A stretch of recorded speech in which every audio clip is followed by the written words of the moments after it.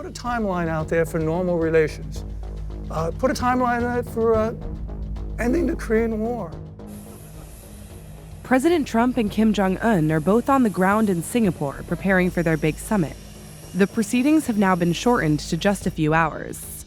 And so far, all we've really seen is Kim going for a surprise walkabout and posing for a selfie with Singapore's foreign minister. The real action will happen tomorrow morning local time. First, Trump and Kim will meet one-on-one, with translators, and then with top aides from both the US and the DPRK. After that, the teams will have a working lunch. Hi. Nearly all of that discussion will be off-camera. So how might these early rounds of diplomacy actually go down? Vice News asked 4 experienced American diplomats to simulate a real negotiation, with 2 of them taking on the North Korean side and 2 negotiating for the US. North Koreans don't believe in concessions or compromises. You're talking about a culture that exists on hostility to the United States. There have been many difficult negotiations, and we have to be very careful that we walk in there with a list of things that we think we need to do to make it successful. We come here having, both of us, lived through a very dangerous year, 2017, in which there were exchanges that suggested to us we were at various times on the brink of war. There's something that is front and center on our mind, and that is the nuclear weapons program in North Korea and the ballistic missile program. Both these programs have been destabilizing to the region, threatening to our allies and to the United States, unnecessary for the security of the DPRK. And we hope that we can get to a position of what we would call denuclearization. We, in all agreements with the United States under the Bush administration, the Clinton administration, have said we support a nuclear-free Korean peninsula. And you have not abided by that. And we believe that that means full denuclearization on both sides. So if we want to denuclearize the peninsula, you got to do it. We don't have any nuclear weapons there. Our weapons are nuclear weapons, strategic nuclear weapons, and they are weapons that are deployed, we believe, for the assurance of allies and to improve stability around the world. What we've been hearing in Pyongyang is comprehensive, verifiable, irreversible denuclearization. Let me just, for the record, say that's very offensive. I think it would only be reasonable that North Korea be permitted to retain some nuclear weapons capabilities so we could defend ourselves. Normal relations will require that the DPRK truly denuclearize.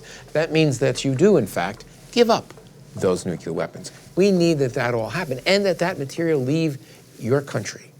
Your ally, the South Koreans, have come to us and say they favor a process, a step-by-step process, where we take certain steps to curb the use of our nuclear and missiles, and in return, we have some reciprocal gestures from the United States.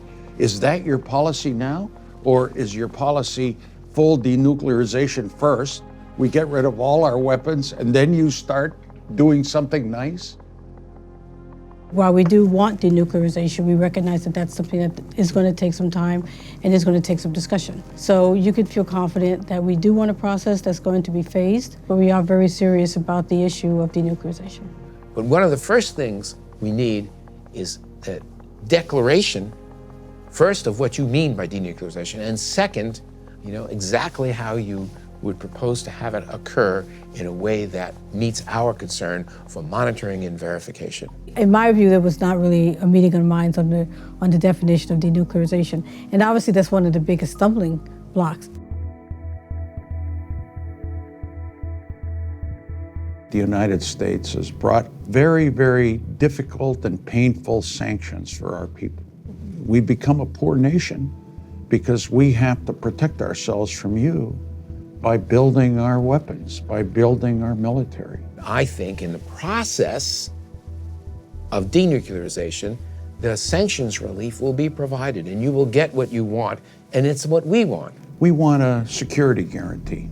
We've been at war since the Korean conflict, the armistice agreement. We believe very strongly a security agreement involves some kind of good faith effort on your part. The relationship with South Korea, your troop presence, your military exercises that threaten us, your entire posture in the region, which is mainly aimed at us. On the issues of troop presence and military exercises, these are issues that involve countries who are not here at the table, particularly South Korea. And we'd like to save those issues for another time and discuss that and not have that part of these negotiations. We need to really discuss a little bit more the issue of the nuclear weapons. And we need to get some more discussion on that before we can move forward, I think, on some of these other issues regarding sanctions or security guarantees. We've been hearing this from North Korea for years about their security concerns, about their economic development assistance requirements. So it is a two-way street, and I think North Korea is comfortable with an action for action, commitment for commitment process, so that they see something in return for their movement towards denuclearization. Put a timeline out there for normal relations. Put a timeline out for ending the Korean War. I mean, there are many things you could put out there that are very concrete. The only thing you put out that's concrete is denuclearization from the DPRK. Everything else is very obscure. How can we have an agreement like that? I think we have to work with where we are at the moment, trying to move forward in a phased approach, which I think is a very logical way of trying to address this issue. It was my government that suggested to the president of South Korea that there be a summit to discuss our grievances. We released 3 of your prisoners recently that were committing unfortunate security acts. These are things that set the foundation for a future relationship. And these are things that set the foundation to build trust, and we need to keep doing these things. And that's what we should be focusing on. We also detonated and destroyed, Ambassador Gallucci, a facility that I believe you know well. It is a gesture of goodwill. Who is making these positive gestures? It's not you. The great gesture, blowing up a tunnel. My God. I mean, if that's what we're talking about here, blowing up a hole in the side of a mountain, that's nice, it's a good optic, it was fine. If you're gonna make a great gesture and give back prisoners, well, we can take prisoners so we can give them back too. What we should be about is figuring out the details of this that are gonna get us to a new place. We are prepared to move from an armistice to a treaty of peace. What would make us move towards normal relations? Liaison offices. We need to have an agreement on a set of meetings that we will have after our meeting, in which our experts get together with your experts and we talk about the armistice, then the treaty of peace, who's going to be present for that discussion, what other countries besides us too, right? That's a reasonable thing to be talking about. We understand that there's still not a lot of trust between our two countries, and that's one of the reasons why, of course, we will need verification for anything that we agree to in the terms of denuclearization. Considering that for the last 25 years, we've yet to get a settlement on these issues with North Korea, my interpretation is I'm hearing President Donald Trump say, let's change it. And let's give North Korea what they've been asking for. They got a major concession when President Trump agreed to meet with them. But I think the risk is worth it.